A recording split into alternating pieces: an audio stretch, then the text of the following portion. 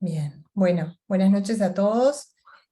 Muchas gracias por invitarme y por esta oportunidad. La verdad que hace bastante tiempo que teníamos ganas de tener una instancia con mastólogos para conversar sobre algunos aspectos que tienen que ver con la oncofertilidad. Yo personalmente tuve una oportunidad en 2018 y en ese momento yo estaba recién llegada de la maestría que había hecho en Estados Unidos y tenía como muchas ganas, pero muy poca experiencia clínica. Entonces siento como que esta es una segunda oportunidad para hablar de cosas más concretas. Hace poco me conecté a una actividad de ustedes que estuvo presentando Adriana de la Valle y estuvo tremendo, no solo porque el tema está buenísimo, sino también porque fue como súper concreta y me parece que es importante para que queden algunos conceptos claros. Bueno, le pusimos el nombre de, de la importancia de la consulta. ¿Alguien dijo algo? No. De la importancia de la consulta oportuna, porque lo que queremos hacer esta vez es como hacer mucho énfasis en la importancia de referir a las pacientes de forma muy rápida. De concepto de oncofertilidad yo creo que todos más o menos lo manejan, funciona como un vínculo, un nexo entre la oncología y la medicina reproductiva, que tiene como objetivo proteger la calidad de vida de los sobrevivientes de enfermedades oncológicas que se dan en la infancia, adolescencia o juventud. Y uno de los aspectos que sabemos que tiene mayor impacto en la calidad de vida de estas personas es la posible infertilidad posterior a los tratamientos. Entonces, bueno, tenemos que centrarnos más en la calidad de vida.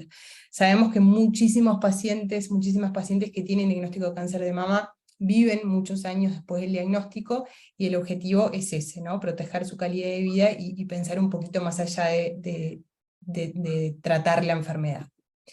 Entonces, nosotros los que nos dedicamos a la oncofertilidad, las pacientes con cáncer de mama son nuestra principal derivación. O sea, las pacientes que más vemos son pacientes con cáncer de mama. Entonces tenemos este tema bastante estudiado y todo el tiempo tratamos como de mejorar la asistencia a las pacientes en esta área. Entonces, una de las cosas que nos preguntamos, y armamos esta charla así como para que sea bien concreta de las preguntas que a veces nos hacemos. Ahí ya veo que quedó mal escrito criopreservación. Entonces, una de las barreras que nosotros vemos para las derivaciones es que los médicos muchas veces se cuestionan si es seguro, ¿no? Si las pacientes con cáncer de mama, sobre todo las que tienen receptores hormonales positivos, pueden o no hacer un tratamiento de preservación de gametos, y si eso no las pone en peligro. Se lo preguntan los médicos, se lo preguntan los pacientes, se lo preguntan los familiares, y también el tema del retraso en el inicio del tratamiento. Entonces, primero algunos conceptos grandes, es que estos son tratamientos que duran máximo 2 semanas, o sea que ese es el tiempo que sabemos que necesitamos antes de iniciar un tratamiento oncoespecífico, y que los empezamos también, esto que se llama random start, los empezamos en cualquier momento del ciclo. Quiere decir que no esperamos a que la paciente empiece a menstruar. Cuando las captamos y están en oportunidad para hacer preservación, las podemos empezar a estimular en ese momento, y desde ahí son 2 semanas hasta que ellas puedan empezar su tratamiento tanto de adyuvancia como de neoadyuvancia. Luego también que les damos letrozol para disminuir los niveles de estradiol sérico, sobre todo en las pacientes con receptores hormonales positivos, pero se lo damos a todas. Y por último, que hacemos el trigger, que es la medicación que damos para que se dé la maduración final de los ovocitos dentro del cuerpo, lo hacemos con una medicación que son agonistas, son análogos de GnRH, que evita también que aumenten mucho los niveles séricos de estradiol. Por lo tanto, que hay protocolos específicos estandarizados para este grupo de pacientes. Entonces, cuando nos preguntamos si es segura y qué pasa si los receptores son positivos, acá a medida que íbamos esperando para poder empezar, les fui sacando diapositivas a la presentación porque me imagino que todos están cansados, y me parecía que era mejor mostrar un solo trabajo sobre los temas y ir más rápido, y que tengan oportunidad de hacer alguna pregunta si quieren.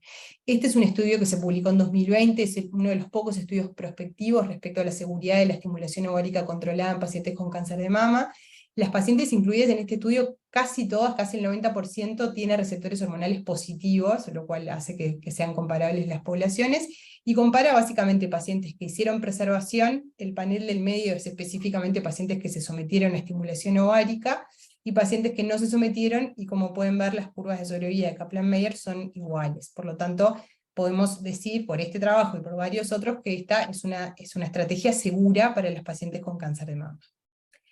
Luego, ¿qué pasa con la neoadyuvancia? Nosotros cuando empezamos a trabajar en esto veíamos con mucha frecuencia pacientes derivadas en el postoperatorio, ¿no? Que están bien en la anatomía patológica, tienen una indicación de quimioterapia adyuvante. Bueno, antes las derivamos para preservación, y muchas veces derivadas por los oncólogos, ¿no?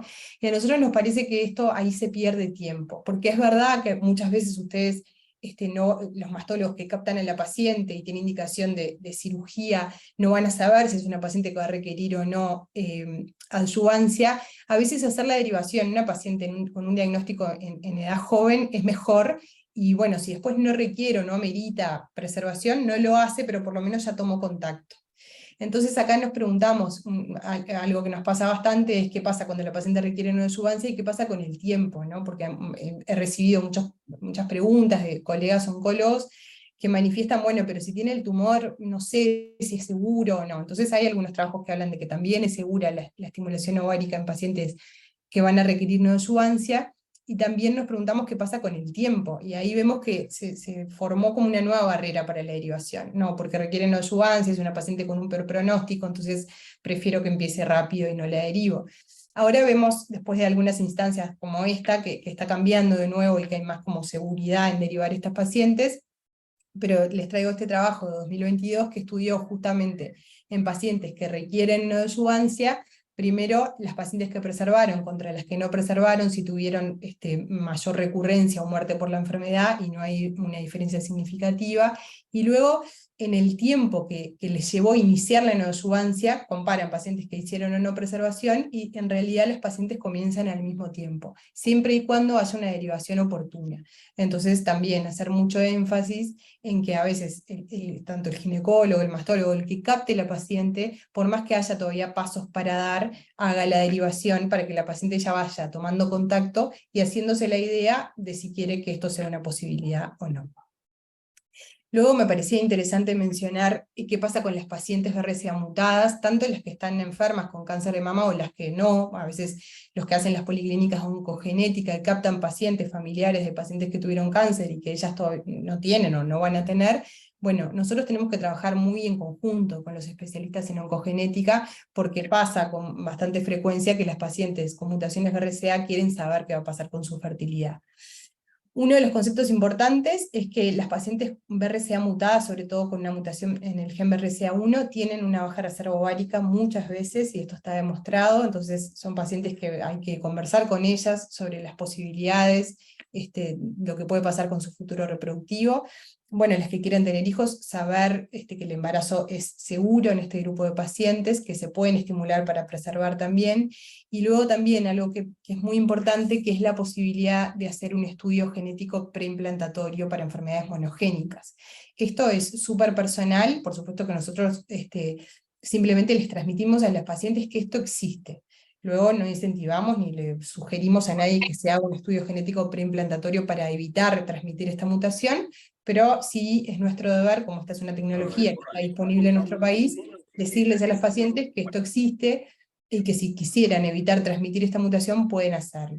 Habitualmente las pacientes que quieren recurrir a estas estrategias son pacientes que tienen una historia familiar cargada, ¿no? Entonces, bueno, simplemente mencionar la existencia de esta estrategia. Y luego la otra pregunta que nos hacemos con mucha frecuencia, o que vemos y los pacientes nos hacen, es si es seguro el embarazo después del cáncer de mama, ¿no? Porque en realidad es como obvio que si nosotros les ofrecemos la preservación es porque pensamos que después se van a embarazar, teniendo en cuenta que las pacientes que hacen preservación tienen un aumento mínimo de los niveles de estradiol durante 2 semanas, pero los pacientes que se embarazan tienen una exposición a niveles muy altos de estradiol durante 9 meses. Entonces, bueno, sabemos que las sobrevivientes de cáncer de mama tienen menores tasas de embarazo, o sea, los sobrevivientes de todas las enfermedades oncológicas, como pueden ver en esta figura, se embarazan menos, tienen menos hijos, menos probabilidades de tener hijos, muchas veces vinculado a los efectos adversos de los tratamientos, pero también por miedo, por falta de conocer una pareja. Todos sabemos que los sobrevivientes de enfermedades oncológicas tienen más problemas de salud y tienen también a veces mucho impacto en su vida psicosocial. Entonces sabemos que se embarazan menos. Entonces les traje este metaanálisis, que es un estudio importante, que compara 19 trabajos, tiene 21.000 controles, o sea, mujeres que tuvieron cáncer de mama y no se embarazaron, y 1.800 casos. Ahí también esto pone en evidencia el bajo número de pacientes que se embarazan después de haber tenido cáncer. Y bueno, este trabajo muestra que las pacientes que tuvieron hijos después del cáncer de mama tuvieron menos mortalidad. Entonces habría como una tendencia hacia un riesgo reducido. Y hay varios trabajos, el que quiera por supuesto después podemos compartir, varios trabajos que repiten este tipo de resultados. Bueno, y después, ¿qué pasa con las pacientes que van a hormonoterapia? ¿No? Y esto ustedes todos habrán visto, con la alta frecuencia que las pacientes no adhieren al tratamiento con tamoxifeno, ¿no? Todos saben que el tamoxifeno es teratogénico, por lo tanto las pacientes que están tomando tamoxifeno no se pueden embarazar. Ha demostrado, por supuesto, muchísimos beneficios en esta población, y bueno, antes era por 5 años, a veces es hasta 10 años, y bueno, ¿qué pasa con estas mujeres que están en edad reproductiva, quizás luego de los 35 años, cuando ya la reserva ovárica empieza a bajar, y tienen que someterse a tratamientos con tamoxifeno y pueden verse enfrentadas a una esterilidad producida por el paso del tiempo, ¿no? Entonces, bueno, nos interesaba conversar sobre esto también. Nosotros hasta ahora, cuando teníamos este tipo de pacientes, les decíamos que, bueno, que sabíamos que se podían embarazar por haber tenido el cáncer de mama, pero con respecto a la seguridad de abandonar o no el tamoxifeno, no teníamos ningún respaldo, ningún respaldo científico, ¿no? Habitualmente decíamos de esperar los 2 a 3 años de tiempo de recaída precoz para empezar a pensar en dejar la hormonoterapia y lograr un embarazo, pero de nuevo, sin respaldo. Hasta que se diseñó el estudio Positive, que bueno, en esa oportunidad en 2018 yo les conté de esto porque estaba empezando, pero ahora tenemos publicados los resultados preliminares. El estudio Positive, para los que no lo conocen, es un estudio prospectivo, es uno de los trabajos más importantes en la historia de la oncofertilidad, y fue diseñado con el objetivo de evaluar, es el primer trabajo que va a evaluar la seguridad real del embarazo en mujeres que han tenido cáncer de mama, y la seguridad de abandonar el tamoxifeno para concebir, tener el hijo y después dar mamar 6 meses y retomarlo, y continuarlo hasta el final, hasta completar los 10 años. Entonces, los pacientes, lo que incluye, los criterios de inclusión son pacientes con diagnóstico de cáncer de mama, con receptores hormonales positivos entre 18 y 42 años, que hayan completado 18 a 30 meses de tamoxifeno, y que tengan deseos concepcionales. Lo que se hace es dejar 3 meses de washout de la medicación, y luego pueden embarazarse y se les da 2 años, y luego de los 2 años tienen que retomar hasta completar 5 o 10 años según la indicación. Los resultados de este trabajo estuvieron en diciembre de 2022, que se presentaron en San Antonio, y se publicaron oficialmente en New England en mayo de este año, y los resultados definitivos van a estar en 2028. Este trabajo también se los podemos compartir, por si alguien no lo tiene, y bueno, lo que estudia es la seguridad de interrumpir el tratamiento hormonal en pacientes con diagnóstico de cáncer de mama. Se reclutaron 518 pacientes, de estas 497 reportaron su situación reproductiva, y como pueden ver acá en los 2 paneles, se evalúa la incidencia de recidiva local, tanto en el primero, y después a distancia, recurrencia a distancia en el segundo, y no hubo una diferencia significativa. Por lo tanto, la interrupción temporal de la terapia de reemplazo hormonal, de la terapia hormonal, para lograr embarazo no se asoció a un mal pronóstico. En este seguimiento que se hizo hasta ahora, de nuevo, son resultados preliminares. Luego también mencionar que el 74% de las pacientes tuvieron un embarazo, y eso realmente a mí personalmente me sorprendieron mucho esos resultados, y que el 43% de estas los tuvo mediante técnicas de reproducción asistida. Todavía ellos no analizaron cuántas de estas pacientes usaron sus ovocitos guardados, o cuántas se sometieron después a un tratamiento de reproducción asistida. Luego hubo una muy baja incidencia de defectos congénitos. Esto también es importante porque los pacientes con antecedentes de haber recibido quimioterapia muchas veces tienen el miedo de los defectos congénitos posteriores en su descendencia. El seguimiento va a ser hasta 2029, y ahí se va a evaluar la seguridad bueno, cómo marchan las pacientes luego del reinicio de la hormonoterapia. Y bueno, el concepto de este trabajo, que para nosotros es muy importante y muy motivador, es que bueno, tanto los tratamientos como el seguimiento de estos pacientes aún deben estar muy centrados en sus deseos y en su salud reproductiva, porque así lo desean las pacientes. Bueno, ahora nos trasladamos a qué está pasando en Uruguay y cuáles son las novedades en la legislación nacional, que era lo que más queríamos compartir. Las cosas que fueron pasando las cuento en orden. Desde julio del año pasado hay una policlínica de oncofertilidad en salud pública en el Hospital Pereira Rosell. Para nosotros esto es súper importante y también que ustedes sepan, porque acá se pueden derivar todas las pacientes de salud pública del país. ¿Tá? También se ven pacientes en el Hospital de Clínicas, como una extensión de esta policlínica, pero bueno, a cualquiera de las dos se pueden derivar todos los pacientes mujeres o varones jóvenes con diagnóstico de enfermedades oncológicas, pero ni que hablar las pacientes con cáncer de mama. Luego, en julio de 2022 se modificó la ley de reproducción asistida en nuestro país y se promulgó una nueva ley de artículo único que modifica esta ley anterior, donde se establece que la preservación de gametos, tanto femeninos como masculinos, va a estar disponible para todo paciente diagnosticado de una enfermedad oncológica siendo menor de 40 años. Entonces, ahora hay cobertura a través del Fondo Nacional de Recursos para la preservación, tanto de ovocitos como de espermatozoides, de todo paciente joven con un diagnóstico de una enfermedad oncológica que vaya a recibir un tratamiento potencialmente gonadotóxico. Acá, el fondo no hace como un...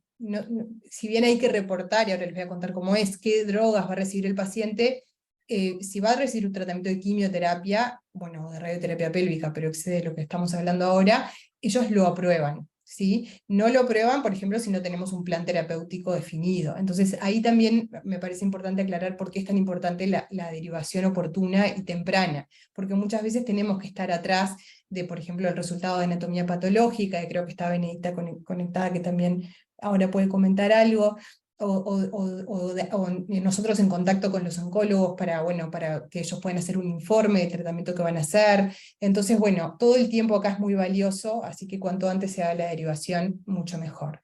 Acá les comparto una figura de un trabajo que estamos haciendo que pone en evidencia que el motivo por el cual muy pocas pacientes eran derivadas hasta hace poco, y también muy pocas pacientes que aún siendo derivadas no hacían los tratamientos de preservación por causa económica, ¿no? Claramente el que se haya destrabado y que se haya establecido que hay cobertura para los tratamientos de preservación generó un cambio brutal en la cantidad de pacientes que ahora acceden a esta prestación. Claramente son derivadas con más frecuencia, pero además las pacientes pueden hacerlo más porque lo tienen que pagarlo. Luego, bueno, hay literatura nacional vinculada a esto, y hay capítulos específicos vinculados al cáncer de mama y a la seguridad del embarazo posterior al cáncer de mama, que también es importante. Después se publicó la normativa de la ley del Fondo Nacional de Recursos, que establece, bueno, cómo son los requisitos para la cobertura, que también es importante, está disponible por supuesto en la página del fondo. Y después otro evento que para nosotros fue muy importante fue que por primera vez la cátedra de oncología incluyó en el pautado anual la oncofertilidad, ¿no? Entonces nos parece que esto habla de una conciencia que se está generando y que bueno, que celebramos y que esperamos que se expanda cada vez más. El objetivo es seguir aumentando esto, estas instancias para nosotros son muy importantes, generar cursos de educación médica continua, mejorar las derivaciones, y lograr que este sea un recurso que llegue a todo el país. Ahora estamos en pleno proceso de evaluación en la Escuela de Graduados para hacer un curso acreditado para médicos de todo el país, oncólogos especialmente, pero vamos a ir a las ciudades del interior para poder difundir esta disciplina. Y luego, bueno, por último contarles cómo es este tema de la ley, ¿no? Es una cobertura total, 5 pagos, aclaro esto porque la ley de reproducción asistida en nuestro país funciona con un sistema de copagos, es la única prestación del fondo que es así. Las pacientes tienen que ser derivadas antes del inicio del tratamiento. Si la paciente empezó la quimioterapia, ni que hablar que no se puede preservar en ese momento, hay que esperar un año que termine, sino que además pierde la cobertura del fondo. Una paciente que ya hizo el tratamiento, el fondo no le cubre. El asesoramiento que se brinda, bueno, es en todo el país. Ya les digo, en salud pública tenemos esta policlínica de oncofertilidad del Pereira Rosell, donde pueden ser derivadas pacientes de todo el país, y a las del interior no las hacemos venir para recibir el asesoramiento, los hacemos por videollamada para que no se tengan que trasladar. ¿Dónde se realizan los tratamientos de preservación? En Uruguay hay 3 centros de reproducción asistida, los 3 son privados, y no están vinculados a ninguna mutualista, o sea que cada paciente es libre de hacer el tratamiento en la clínica donde ellos elijan, como todas las prestaciones del fondo. Por lo tanto, no importa a qué institución los pacientes estén afiliados.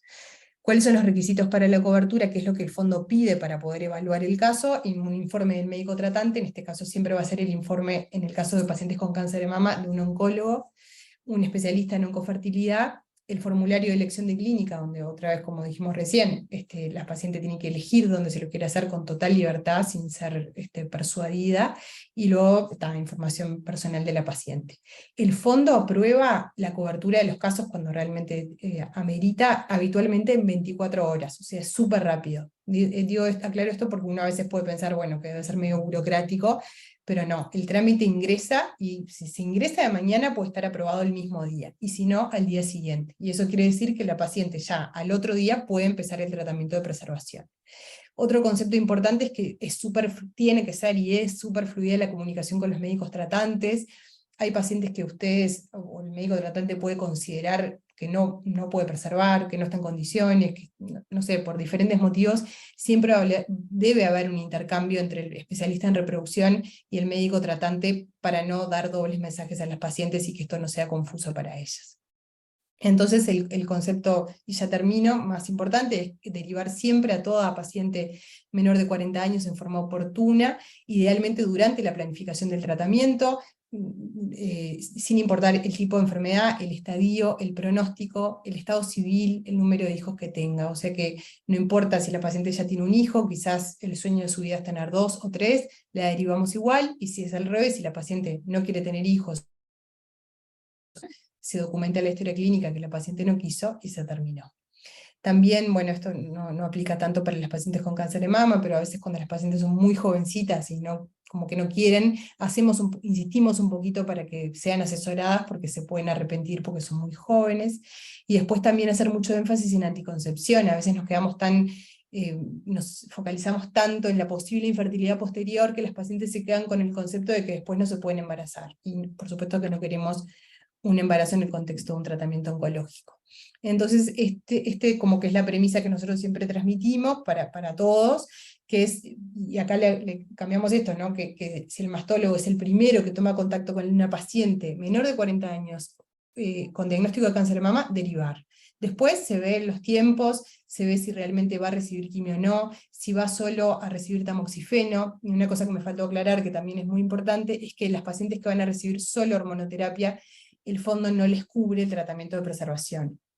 Cuando estuvimos ayudando al fondo a planificar la normativa, la idea era que sí, que las pacientes que van a recibir tamoxifeno, como pueden tener una infertilidad provocada por el paso del tiempo, también pueden acceder a esta prestación, pero finalmente decidieron que no. Entonces, lamentablemente no tenemos cobertura para las pacientes que van a recibir solo tamoxifeno, pero sí tienen que ser asesoradas, y bueno, tenemos que tratar de ayudarlas de la manera que sea posible, que puedan acceder igual a la prestación, ya sea con recurso de amparo, o ayudándolas económicamente de alguna manera, pero sí tienen que recibir el asesoramiento. Entonces el protocolo debería ser discutir siempre el posible riesgo de infertilidad según el tratamiento que vaya a recibir, que existen opciones para proteger la fertilidad, derivar al especialista y documentar que se tuvo la conversación con la paciente, que se derivó, y la decisión que haya tomado la paciente, en definitiva.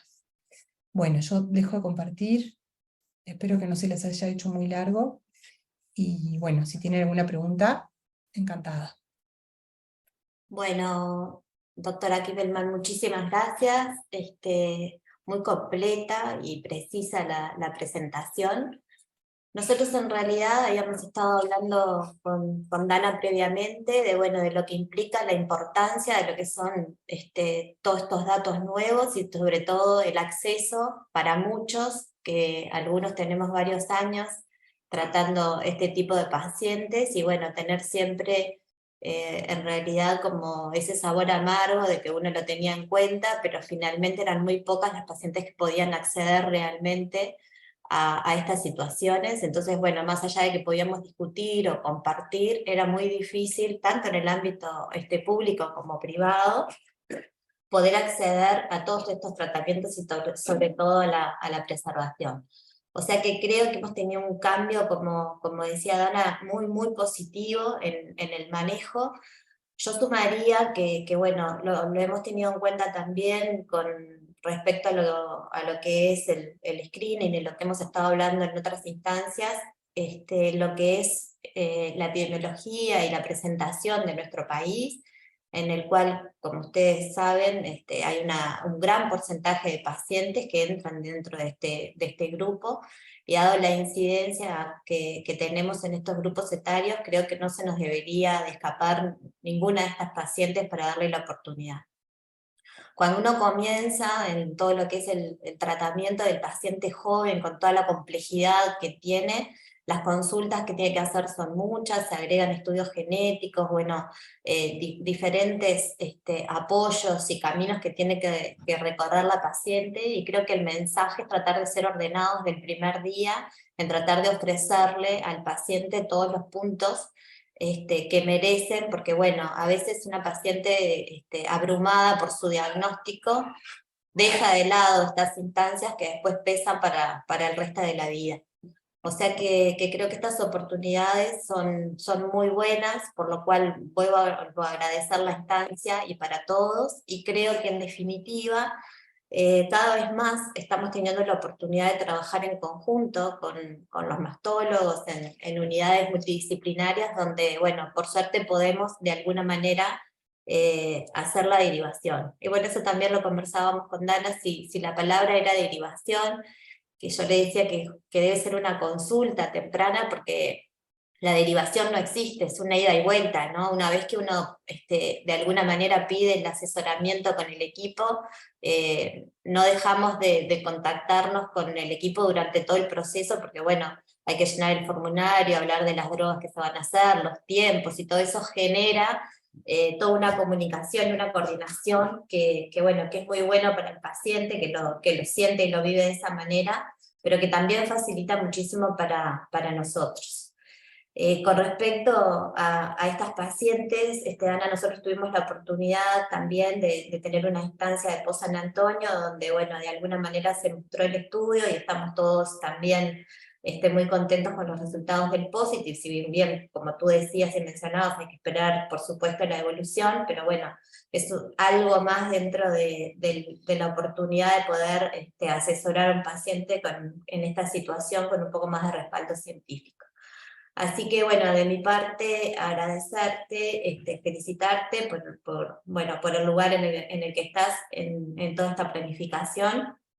Y sin duda, por supuesto que le voy a dar la palabra ya a todos los que quieran participar, pero bueno, aprovechar también el agradecimiento, porque desde algunos centros de ACE podemos derivar, y bueno, la verdad que el feedback es muy bueno, y eso también hace que, bueno, que uno lo tenga muy en cuenta a la hora de poder derivar pacientes, bueno, que a veces hay otros trámites o otras consultas que son muy complejas y los pacientes se pierden.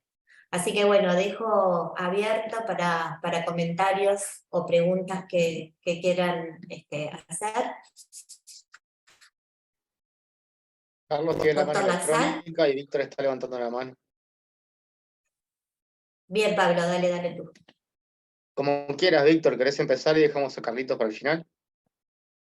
Y bueno, primero que nada, felicitar a la expositora, excelente, no solamente la conferencia, sino la iniciativa de desarrollar este brazo terapéutico tan importante para el cáncer de mama, ¿no? Y la pregunta mía concreta es, porque yo percibí por todo esto que dijeron, de que para iniciar el protocolo del Fondo Nacional de Recursos hay que haber tenido la consulta antes. Entonces, a nivel mutual, que no somos de ACE, ¿cómo se hace desde el punto de vista operativo para enviar a la paciente rápidamente a una consulta? Si en la del Pereira, por ejemplo, aceptan pacientes mutuales o solo aceptan pacientes de salud pública. Y si no, ¿dónde la derivo? Bien. No, las pacientes pueden ser derivadas a cualquier lugar porque no es el prestador el que tiene que ver. O sea, ya la paciente, la cobertura de su tratamiento va a ser a través del fondo, y no corresponde, porque capaz que alguien se lo puede cuestionar, cobrarle a esa paciente una consulta particular, ¿no? Esa paciente tiene que ser asesorada de forma gratuita, puede ser en la mutualista, si hay algún especialista en oncofertilidad, o puede ser a la persona que ustedes conozcan, referirla, puede ser al Pereira Rosell. Otra cosa que no dije, que ahora es que las consultas se dan sí o sí dentro de las primeras 24 48 horas. Entonces no hay esa pérdida de tiempo, ¿no? Que puede haber, bueno, la derivo a oncofertilidad y no sé cuándo la van a ver.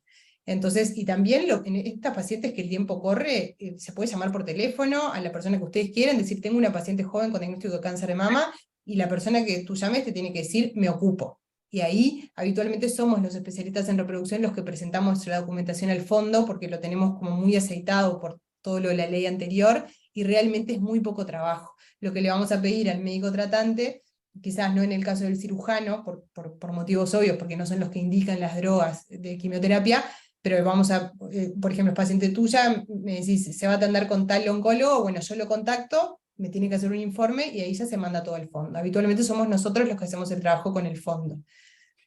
No se hace a través de la mutualista como que funciona así, está funcionando así súper rápido. Y vos estás en la consulta en el Pereira. Yo en el Pereira estoy en otros lugares también, en varios lugares, pero ya te digo, como que yo recibo pacientes también de otras mutualistas, porque como la mutualista no tiene que ver, por supuesto que hay médicos que tienen policlínica de oncofertilidad en las mutualistas, existen algunas más. Pero bueno, de nuevo, las pacientes son libres de ir a donde quieran porque la mutualista no va a pagar absolutamente nada de sus tratamientos. Perfecto. Muchas gracias. A vos. Víctor, ¿vos querías decir algo? Estás muteado.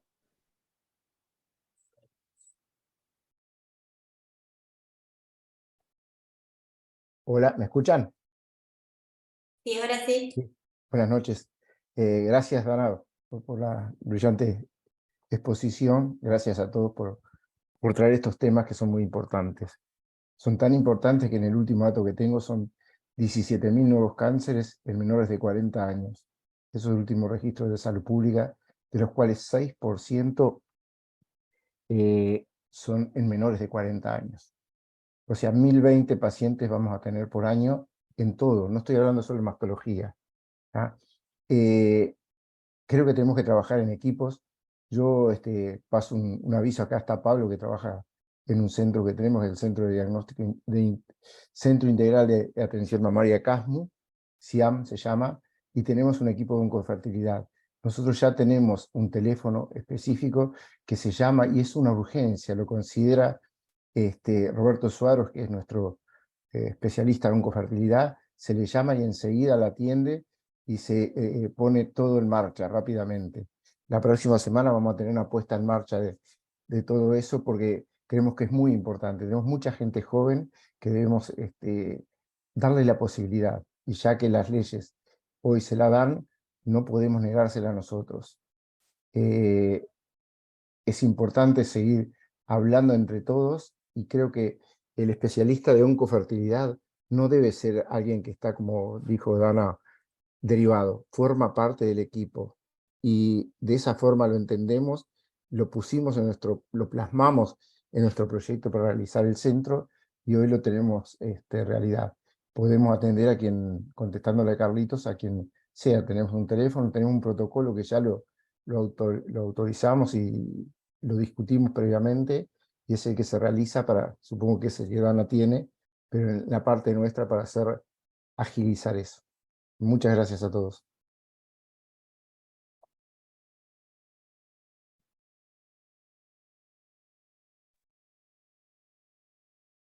Bueno, gracias, Víctor. No sé si hay alguien más que quiera hacer algún comentario o alguna pregunta.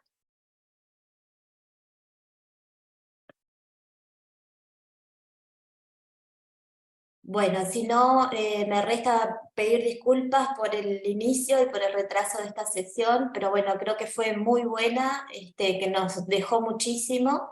Bienvenida, Dana, seguramente formas parte de los teléfonos que todos tengamos o que ya tenemos dentro de nuestros contactos. Y bueno, agradecerte y bueno, invitarte cuando quieras, que esta es tu casa. La sociedad está justamente abierta para todos aquellos que forman parte y que se van agrandando en estos equipos con estas temáticas tan importantes y bueno, tan de uso tan frecuente como mencionaba el doctor Laxal. Seguramente en estos diagnósticos tempranos, pero bueno, también en otros tantos, porque yo pensaba mientras exponías que las pacientes menores de 40 años, por ahí casi todas son, o muchas de ellas, van a recibir neoadyuvancia, o si no, seguramente adyuvancia. Entonces, bueno, si bien dije, bueno, qué pena que el fondo no integró a las demás, supongo que deben ser un N pequeño, pero aún así son pacientes que debemos derivar. Así que bueno, muchísimas gracias a todos, gracias nuevamente al equipo de la doctora Kimmelman, y nos quedamos entonces en contacto para la próxima sesión. Muchísimas gracias y buenas noches. Gracias a ustedes. Chau, chau.